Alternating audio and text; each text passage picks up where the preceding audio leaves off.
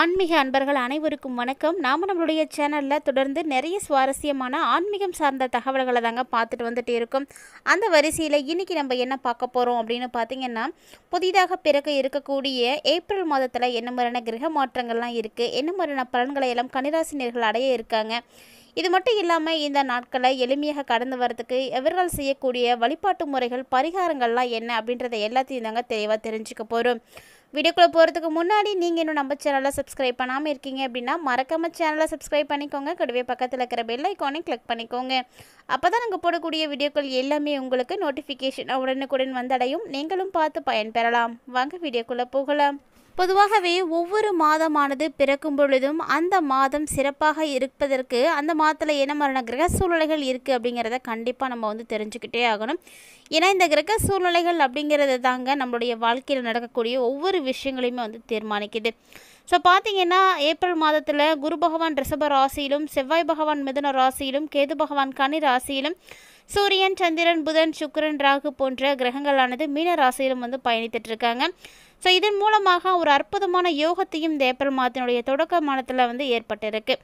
அதாவது ஏப்ரல் மாதத்தினுடைய ஆரம்பத்திலே ரொம்ப ரொம்ப சூப்பராக இருக்குங்க. ஏன்னா கஜகேசரி ராஜ யோகமானது ஏற்பட்டிருக்கு.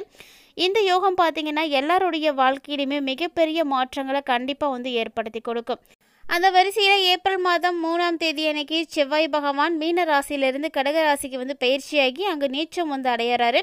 ஏப்ரல் 14ஆம் தேதி அன்னைக்கு சூரிய பகவான் விடியற்காலை 3 மணிக்கு மேலே மாறப்போகிறாரு.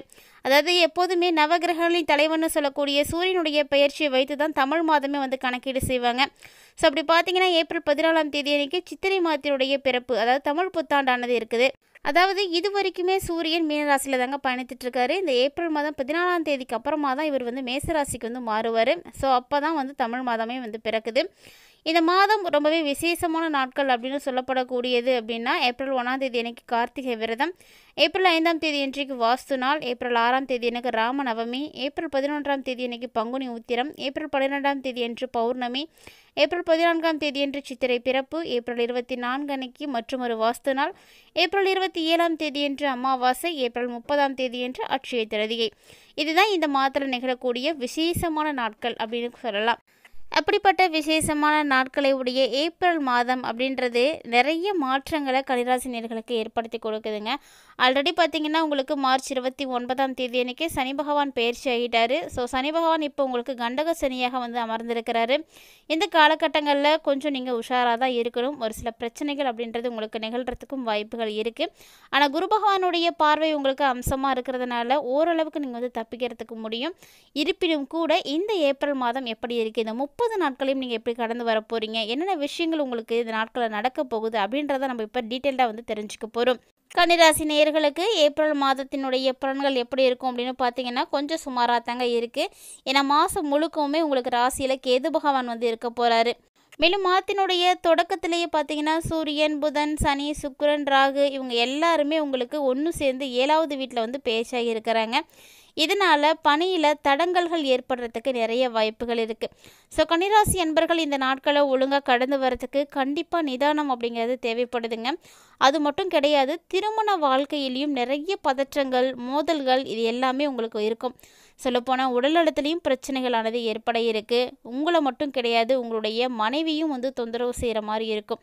ஸோ இதனால் கன்னிராசி நேயர்கள் ஒவ்வொருவருமே ரொம்ப ரொம்ப கவனமாக இருக்கக்கூடிய ஒரு மாதம் தான்.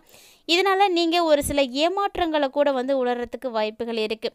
இது மட்டும் இல்லாமல் காதல் உறவுகள் பார்த்திங்கன்னா ரொம்ப ரொம்ப சிறப்பாக இருக்கும். ஆனால் உங்களுடைய கருத்துக்களை நீங்கள் வெளிப்படுத்தும் பொழுது கண்டிப்பாக நிதானத்தை கடைபிடிக்கணும். உங்களுடைய கருத்துக்களை நீங்கள் முன்னோக்கி எடுத்துகிட்டு போகிறதன் மூலமாக உங்களுடைய வாழ்க்கையில் இருக்கக்கூடிய பிணைப்புகளில் நீங்கள் நிச்சயமாக வெற்றிகள் பெறுவீங்க. ஸோ அது எந்த ஒரு உறவாக இருந்தாலும் பரவாயில்ல, நல்ல ஒரு மாற்றங்கள் உங்களுக்கு உறுதியாக கிடைக்கும். கண்டிப்பாக இந்த காலகட்டங்களில் கன்னிராசி நேயர்கள் கடினமாக உழைக்க வேண்டி இருக்குங்க. உழைக்கும் மக்களுக்கு உரிய அற்புதமான ஒரு நேரம் அப்படின்னு கூட இந்த நேரத்தை சொல்லலாம். ரொம்ப ரொம்ப உங்களுக்கு சாதகமாக இருக்கும்.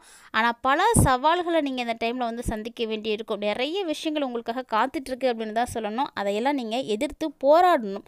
எதிர்த்து நீங்கள் போராடுறதுனால மட்டும்தான் நீங்கள் உங்களுடைய வாழ்க்கையில் முன்னேறி வர முடியும்.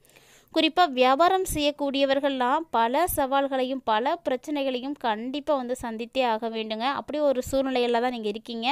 கிரக மாற்றங்கள் எப்படி இருக்கோ அதை பொறுத்து ஒவ்வொருவருக்குமே, அதாவது எந்த தொழில் செய்யக்கூடியவர்களாக இருந்தாலுமே நிறைய பிரச்சனைகள் அப்படிங்கிறது உருவாகும். அது எல்லாமே அவர்களுடைய தொழில் ரீதியாக நீங்கள் சமாளிக்க வேண்டிய ஒரு நேரம்தான். ஏன்னா 7வது வீட்டில் நிறைய கிரகங்கள் ஏற்கனவே இருக்குது அப்படின்னு நம்ம பார்த்துட்டோம். இந்த 7வது வீட்டில் இருக்கக்கூடிய எல்லா கிரகங்களுடைய செயல்பாடுகளுமே தொழிலில் வந்து நிறைய தடைகளை வந்து ஏற்படுத்தி கொடுக்கும். அதனால் ஒன்றுக்கு மேற்பட்ட தொழிலில் இருக்கக்கூடியவங்க கூட்டாளிகளோடு ஈடுபடாமல் ஒன்றா அமர்ந்து அன்பாக பேசி வியாபாரம் செஞ்சீங்க அப்படின்னா மட்டும்தான் உங்களுக்கு வியாபாரம் சிறப்பாக நடக்கும். இல்லைன்னா அந்த இடத்துல சண்டை சச்சரவுகள் அப்படிங்கிறது கண்டிப்பாக வந்து உருவாகும். இதனால் கன்னிராசினியர்களை பொறுத்த வரைக்கும் இந்த நாட்களில் ஒருவருக்கொருவர் விட்டு கொடுத்து நீங்கள் போகிறது ரொம்பவே முக்கியமானது. குறிப்பாக கல்வி பயிலக்கூடிய மாணவர்களுக்கெல்லாம் இந்த மாதம் கடினமான உழைப்பு நிறைந்ததாக இருக்கும். ஸோ கண்டிப்பாக பப்ளிக் எக்ஸாம் எழுதக்கூடிய கன்னிராசி அன்பர்களாக இருக்கீங்க அப்படின்னா ரொம்ப கவனத்தோட கடினமான எஃபெக்ட் போட்டு படிக்கணுங்க. அப்போ தான் உங்களால் வந்து நல்லபடியாக வந்து எக்ஸாம்ஸ்லாம் கூட அட்டன் பண்ண முடியும். நிறைய விஷயங்கள் உங்களுடைய கவனச்சிதறல் மூலமாக வந்து மறந்து போகிறதுக்கும் வாய்ப்பு இருக்குது. ஸோ இது எல்லாத்தையுமே இந்த டைமில் நீங்கள் வந்து கண்டிப்பாக சரி பண்ணிக்கணும். அது மட்டும் இல்லாமல் இந்த மாதத்தினுடைய தொடக்கத்தில் இருந்தே பார்த்திங்கன்னா ஒரு சில பயணங்கள் அப்படிங்கிறது உங்களுக்கு உருவாகும். அதுவும் ஏப்ரல் மாதத்தை பொறுத்த வரைக்கும் இந்த பயணங்கள் அனைத்துமே உங்களுடைய நிதிநிலை சார்ந்த விஷயங்களை வந்து சரி பண்ணி கொடுக்கும். ரொம்பவே வந்து சாதகமாக இருக்கும். அதே போல் தான் உங்களுக்கு இப்போ இருக்கக்கூடிய சனி பகவான் 5வது வீட்டுக்கு அதிபதியாக இருக்கக்கூடியவர் 7வது வீட்டில் வந்து இருக்கிறாரு. ஸோ 7ஆம் இடத்துல வந்து இருக்கும் பொழுது கண்டக சனியாக உங்களுக்கு வந்து அமர்ந்திருக்கிறாரு. அதனால் கண்டிப்பாக கவனமாக இருக்கணும். காதல் திருமணத்திற்கெல்லாம் நல்ல ஒரு வலுவான வாய்ப்புகளை எல்லாம் உருவாக்கி கொடுப்பாரு. நிறைய பேருக்கு திருமணமாகாமல் இருக்கக்கூடியவர்களுக்கெல்லாம் இந்த டைமில் வந்து திருமணத்திற்கான வாய்ப்புகளை வந்து கிடைக்கும். ஸோ திருமண விஷயம் அப்படின்றது உறுதியாகி உங்களுடைய காதல் திருமணத்தில் போய் முடிவடையும். காதல் திருமணம் கைவசப்படுறதெல்லாம் மிகப்பெரிய விஷயம். ஸோ இந்த டைமில் உங்களுக்கு அதுக்கான வாய்ப்புகளை எல்லாம் சனி பகவான் வந்து ஏற்படுத்தி கொடுப்பாரு. மேலும் 7வது வீட்டில் இருக்கக்கூடிய இந்த 5 கிரகங்களுடைய சேர்க்கை அப்படிங்கிறது பஞ்சகிரகி யோகத்தை வந்து உருவாக்கி கொடுக்குது. ஸோ பஞ்சகிரகை அப்படிங்கும் போது 5 விதமான கிரகங்கள், இந்த 5 கிரகங்களும் வந்து ஒன்றா இருக்கக்கூடிய நேரத்தில் அற்புதமான யோகமானது கன்னிராசி நேயர்களுக்கு வந்து உருவாகுதுங்க.